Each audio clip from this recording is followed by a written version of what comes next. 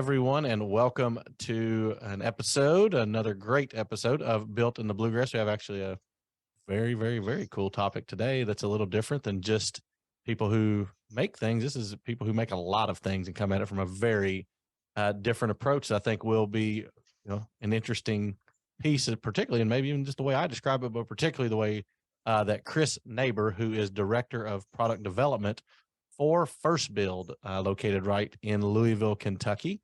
That I'll let him explain a little bit more about it, but it is it's a subsidiary of GE Appliances, and we're going to talk a little bit today about what they do, how they do it, and why they do it here. So, Chris, thanks for being on today, buddy. Appreciate you, giving us the insight into your all's business. Yeah, happy to be here. I'd like to get started because the way I understand it is GE Appliances is, let's call it, legacy business, and you have a startup within that is all about what's up and coming. So if you could, in your own words, just describe that a little. What is there that everybody needs to know is happening right here in our backyard with FirstBuild? Yeah, you nailed it. GE Appliances is our parent company, and they made the really wise decision to take a group of product developers, makers, creators, and develop a new facility that's offsite that allows us to create what's next for the home. So we do that in some pretty unique ways. We've been given a lot of freedom by our leadership at GE Appliances to go out and kind of develop a startup style culture. It gives a lot more ownership to the product developers and the team here at FirstBuild. But one of the keys to us having successful products is really not us being the experts in what we're developing, but really engaging experts in the community, whether that's locally in Louisville, regionally, or across the country, engaging people and finding ways to tap into their passion and their knowledge to help direct the products that we're developing. So how long have you been doing this? So has GE Appliances had this going for some time, or? Yeah, so we feel like we're starting to get a little bit more mature. We've been around for about 8 years at this site, and we've been refining and developing the ways that we develop product and we take those to market. And really, we're really starting to get our feet under ourselves and have some really good traction on that. So why is this different than just any larger business that has a segment of their business that is about product development or doing, how is this different? Yeah, so one of the big differences is the approach we take with what we consider co-creation. So what we're doing is we're building a set of tools that allows our product developers to develop product differently. And like I mentioned, the cornerstone of that is the openness that we have here. So, we're located right on the corner of U of L's campus, and we have open doors, so people from the community can come in, engage with us on the things that we're working on. But we're not just open in a physical sense, but we're also open socially. So we utilize Facebook, YouTube, Instagram. We have a website that allows people to engage with our product development teams, and that gives our team an opportunity to really connect to the customer, to the consumer, to that passionate group of users that we ultimately want to be creating product for. Okay, so engage how? So I'm somebody who thinks they know a lot about something, and I really probably don't know anything from a product development standpoint. I stop by your office someday and I say, you know what, I got an idea. That's probably not the typical circumstance, but we engage how? Yeah, so we have multiple ways that people can engage with us. We have the physical space, so we do have people that come into our physical location. They say, hey, I've got a great idea. Let me pitch it to you. These are unpaid people just stopping by the shop. That's right. Yeah, absolutely. Because the reality is that people that are passionate about an idea, like yourself, maybe you have passion at home, but you don't have the ability to create the thing that helps you further that passion, right? So one of the benefits we have is that we have passionate makers that work here, passionate product developers, and one of the big challenges for people that are developing product is just deciding what to make, right? So we can make anything. It's just a matter of finding that right product to make. And in a lot of cases, we aren't experts in we aren't experts in what those products should be, or what they should do or how they should do it. So by people coming into our physical location, it allows us to engage with them and deepen our knowledge about that, and really richen the product that we're able to create. Because it's not really, we're not creating products for ourselves, we're creating it for the end consumer. So what's my motivation? If I've got a great idea, I can remember a few years Hmm. ago, a buddy of mine had a great idea about, he was going to be able to take a picture with an iPhone and that was going to be able to create a wedding registry. This was probably 10 years ago. It was a great idea. Yeah. Sure.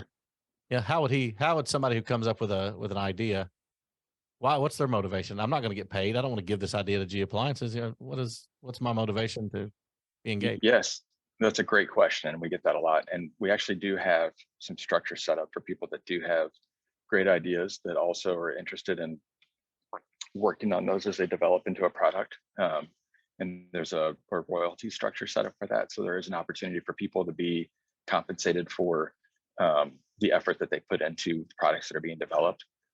And that's been in place since the beginning of FirstBuild. So we've always had that in place because we do not want people to think that, hey, GE Appliances is coming to take their idea. That's not what we're in the business of doing. What we're in the business of doing is enabling people's concepts and ideas to come to life. So generally what we find is there are some people that are interested in, hey, I've got this great idea, and they want to find a way to be engaged in that product development or be compensated for it. But what we're finding works best is when we find people that are passionate about, or not just a person, but a group of people that are passionate about something that we can then engage. And that is really what fuels that product development process. It's not just a single person with an idea that wants to keep it secret and hidden. The way we work is we want to open that idea up to the masses to say, hey, let's all work on this together. Let's all influence the direction that this product's going to go together. Cool. So then you incentivize them in some way that makes them come in. And, if you listen to, was it Winston Churchill that said, if you want the argument against democracy, just go have a 5-minute conversation with the average voter. So how do you avoid like every, just what are you doing to vet it? Like how are you getting there to where your engagement, a lot of times when you're reading message boards or whatever it may be, the loudest voice isn't always the smartest voice. So how are you Yeah, so how are you making sure yeah, what's the process? yeah. That's a great question, and really, like I mentioned earlier, there's multiple ways for people to engage with us, and we just talked about the physical aspect of that, but in the reality, it isn't just one person that we want to engage with. So the vast majority of our deep engagement does happen virtually, whether it's on our website, firstbuild.com, or through our social media channels. And what we're constantly doing is asking the question, does anyone care about this idea? How many people really care about this? How many people are passionate about what we're working on? So we don't really, just because of the way we work, we don't really allow for a single voice to direct the product that's being built. It's really the crowd, the group, right? The community that's being developed. So we have products that we're developing now where we have tens of thousands of people that are interested in these products that are engaging with us. So we have the ability to send surveys and engage with them on various social media platforms, and then they have a voice into the product development cycle. Cool. So it's as much of a, hey, here's what we're thinking. What is y'all's opinions about XYZ? Getting feedback that's Absolutely. that's an engaged population who's giving the feedback and they care about it more so than it's just ever Tom, Dick, and Harry who can give an opinion about something and just starting from scratch. You're just getting their flow.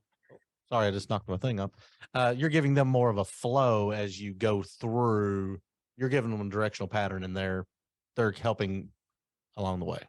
Yeah, and really, as as a project kind of starts, say we have a product idea, and it maybe came from the community through our website, and our team says, okay, it looks like there's some interest here. We'll look at Google Trends. We'll look at Reddit groups. We'll look at a lot of outside spaces to say, are there people interested in these things? And then as we kind of prove to ourselves, right, we're constantly asking ourselves, are people interested in this? is this the right thing to work on? So we go through a process to basically put some meat on that bone and determine if this is the direction we should be going. And then as the product starts to take shape, we tap back into those communities to basically say, hey, are we on the right track, right? Here's a product offering. Is this interesting to you? And we do that really all the way up to the point where we launch a product at scale. So, when we are doing product development, we may have a concept, build a prototype of it, and then actually sell that first prototype to one person in our community that is an expert and would be able to provide us with really solid feedback on that one product idea. So most startups, it's tough to launch at scale. I know that G Appliance is a big operation, but you don't typically launch at scale, do you? You typically do something much more small. So we're launching product. The earliest phase of a launch would be building and selling a single product, right? So we'll build and sell a single prototype. You can call it a prototype. We treat it like a product. It is a prototype, but it's basically a production unit of one, right? And we had an instance where we were developing a mushroom cultivation chamber, believe it or not. So growing mushrooms at home has really taken off, and that's a community that we had really zero idea about. And the idea came into our facility from one of our product developers. And as we started vetting it, we realized there are a lot of people that do this at home. And there's a place for some improvement in how those conditions are controlled. And turns out we're great at developing things like that. So we went from idea to first saleable prototype in about 3 months. We sold that to a product expert who owns a mushroom supplement company in Canada. He also happens to have a YouTube channel with tens of thousands, if not 100,000 of followers. And so we sold him this product. At that point, it's his, and he did product reviews on his YouTube channel. We were able to use that feedback to then direct the design of the product. So then we came out with a next rev of the product, and we built 10 of those, sold those to 10 other influencers and experts in the area, and used that to inform the next iteration of the product, which was a crowdfunding campaign. So we did an Indiegogo crowdfunding campaign, and we were pleasantly surprised to raise over $600,000 in pre-sales for a mushroom cultivation system. Yeah, so let me interrupt that for a second. I want to make sure I understand it. So you sold one, but when you sell it, I presume you keep certain rights when you sold the prototype or whatever your product was. And then, so did you not sell the rights to it? Did you sell the rights to it? What was that person's reason for having it besides using it and adjusting it? And then, whenever you develop the next one, is that just a new patent? Like, what does that look like? Yeah, so for us, when we sell a prototype or a beta test unit, we're selling a finished product like you would buy any product at a store. So you're selling one product to one person who's that's right, for whatever they do. Okay, that's exactly right. But we're very strategic about who gets that unit. So we don't just say, hey, there's a mushroom cultivation chamber for sale. We're going through that list of tens of thousands of interested people, and then they actually apply to buy it, say why they should be the one that get to be able to have the pleasure of buying that first unit. And then they purchase it because they're passionate about it and they want to be engaged in that process. And then we can help that direct the development of the product going forward. And if they make a business out of it, great. If they just cook their own mushrooms, that's great, right? I mean, they can, at that point, they can use the product however they see fit. But it's that the sale of the product is a sale of a finished good. It's not a sale of a business. It's not a sale of IP. It's not a sale of anything other than this is a customer that would be a customer when this thing launches out at a larger scale. Got it. All right. So, what's next for the home is what I've sort of wrote down here is the bigger picture concept. And I'm not by any way insinuating that what's inside the home has been there for dozens and dozens of years, but many things inside the home have been there for dozens and dozens of years. And in particular, the kitchen, I'm not trying to paint it all in a box, but a lot of it is inside the kitchen. So that's a tough thing to come up with. Is it not? Most things are going to be in that iteration of something that already exists, or you're cultivating mushrooms, but they've been making bread with yeast for a long time. What is the where do you typically start? And Yeah. there's so many ways that could go. Yeah, it can. And that's one of the reasons we really tap into our community, because we acknowledge that we're not, we're experts in developing hardware. But not everyone on our team can be an expert in everything in the kitchen. So we really focus on being open enough to listen and engage those consumers to say, what are they looking for? What are the trends? What kind of products are missing? How do they want to improve their experience at home? What products do they find value in? And then we go after those. And sometimes the way those products come about can be, surprising to us and something that we didn't anticipate, and it may not have been a strategic focus that took us down that path. Another example of a product that we launched a crowdfunding campaign on last year is a product called the Arden Indoor Smoker. And it is just that. It's a product that sits on your countertop, and it's a indoor wood pellet smoker. So you can make a pork butt on your countertop on a Wednesday and have no smoke, smoke not filling your kitchen. So that product started out with one of our product developers going to Facebook Marketplace, finding an old GE refrigerator, buying it and bringing it into our facility and saying, hey, what should we do with this thing?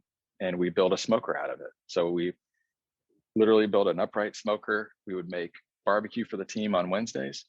And we did that for months just for fun, because we could, right? And we would have people touring our facility. They'd come in, they'd see it. We'd say, hey, look at this cool smoker we built.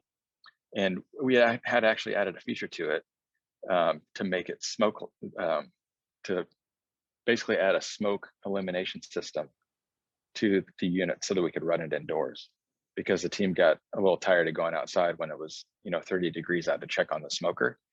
And we had some other technology for another product that we developed that actually eliminates smoke. So on a whim, we added one of these subsystems to the top of the smoker, and sure enough, it worked. So we could run the smoker right in our facility. When we brought people through, we'd say, check out this cool smoker.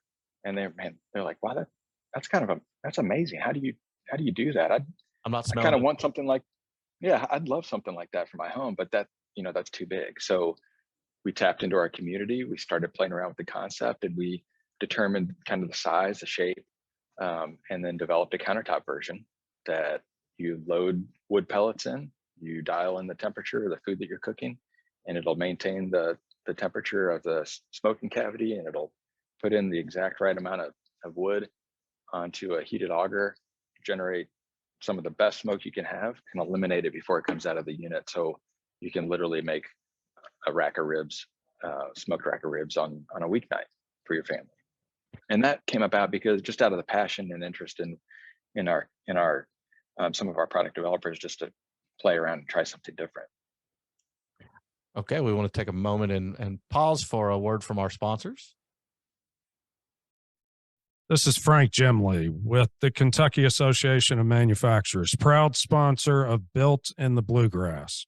For over 100 years, CAM has served our state's manufacturing industry through advocacy, workforce development, education, and training, as well as cost-saving benefits for members.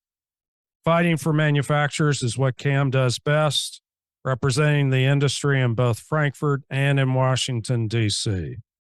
Whether it's advocacy, offering discounts, or group health insurance, CAM has its members covered. Learn more and become a member by visiting cam.us.com. All right. Welcome back, everybody. And you're doing a great job of my next question, Chris, so don't take offense to this question, but appliances are boring. You're doing a pretty good job of making it about like a smoker, of course, anybody who's into meat. What are you doing to make these appliances not boring? A second iteration of, we're not going back to the 1950s where, oh, look at my new vacuum cleaner. So, what is it?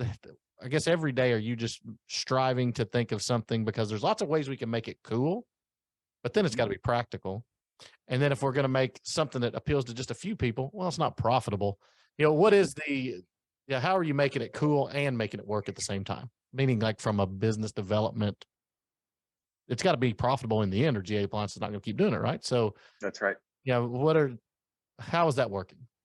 Yeah, you're spot on. And when we start working on something, we may not know what the future is going to hold for it, and we may say, hey, there's enough interest here to keep moving forward, and we do things at the appropriate scale. So we test things out along the way. We're not dumping millions of dollars into development or manufacturing operations before we prove to ourselves that there's something here. And appliances can be seen as boring. I love my job, so I wouldn't say that publicly necessarily, but it's real. Some appliances can be, everybody's used to them, right? So when you get used to things, they kind of lose their luster. But what we're doing is we're trying to put a new spin on things, and we're trying to enable people to tell us what they want instead of telling them what they should have.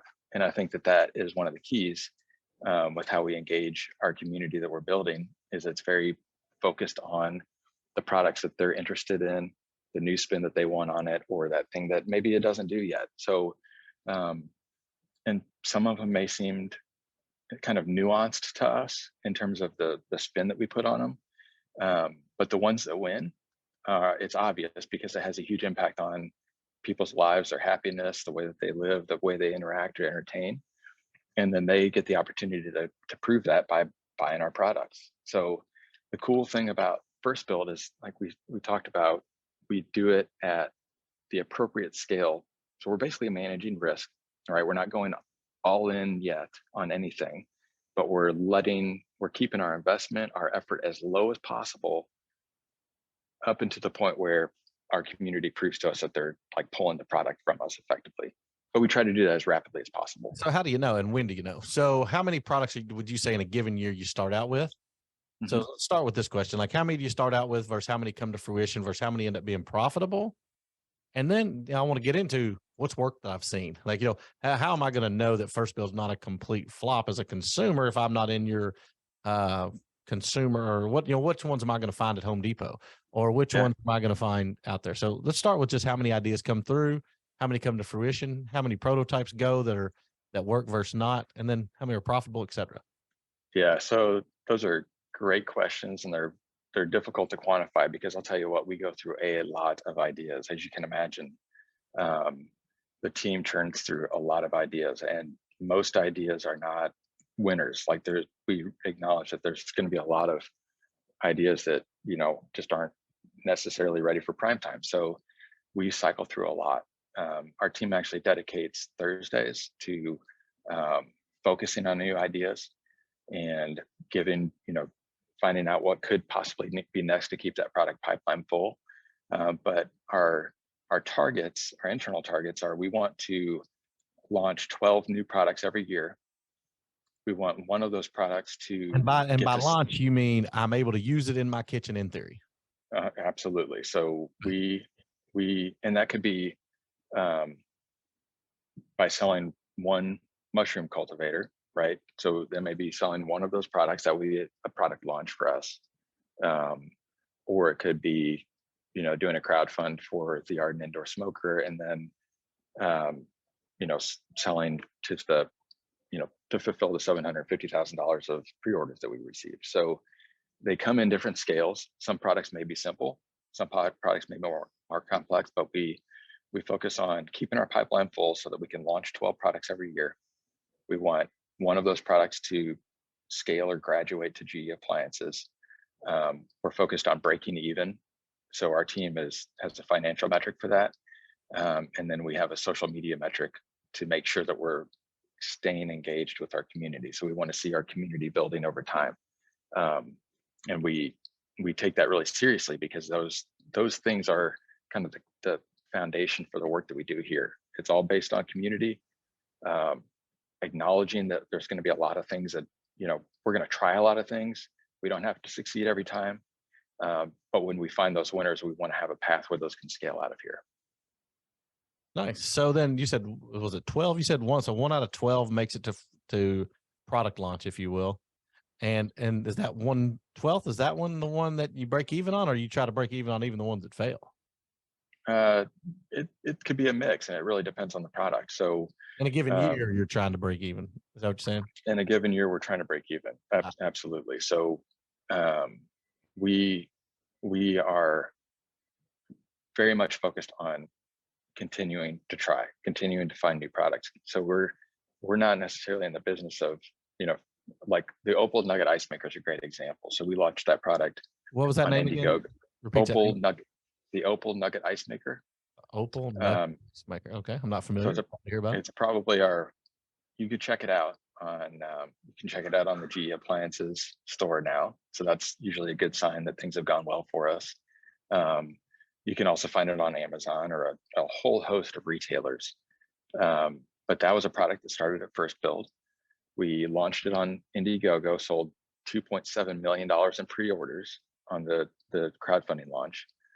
We managed that inside FirstBuild for a couple of years and kind of built that product or built that business. But it got to the point where it was too much for us. It was taking us away from really focusing on the innovation, focusing on what products are next, because our team is not that large. So when we get something to that scale and it's clear that it's I'll call it like run the business or run the plant, that's not really what we want to be focused on. We want to be focused on what's next. So that product was moved over to the GE Small Appliances division, and now they run that project. So they have that product in production now. So you've perfected the product, so to speak, and it is now time for them to take it over and mass produce. We were in mass production of it prior to that, so we were selling, lots of units, and but it got to the point where we wanted to we needed our team to move on to the next innovative product. So we handed that off to GE Appliances, and they effectively have continued to grow that product line. Okay, so and that's like the Chick-fil-A ice thing. Is that? You got it. That's right. Got it. All right. So yeah. So as we start to wrap up here, just tell us a few other things that maybe, and I don't know what you're able to say and what you're not.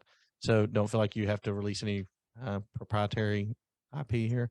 But as far as what's worked that I've seen, or what has really made it, in addition to what you just mentioned, what's an idea maybe on the upcoming that you think will be pretty strong?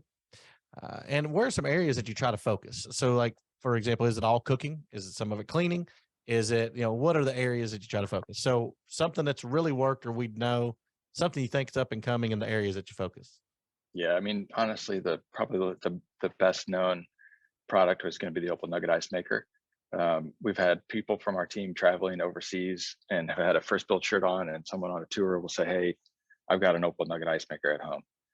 They just happen to bump into each other in Greece or wherever it was. So that's definitely our most well-known product and probably one of our biggest successes. But we also have a lot of products that have made their way into the GE Appliances product line.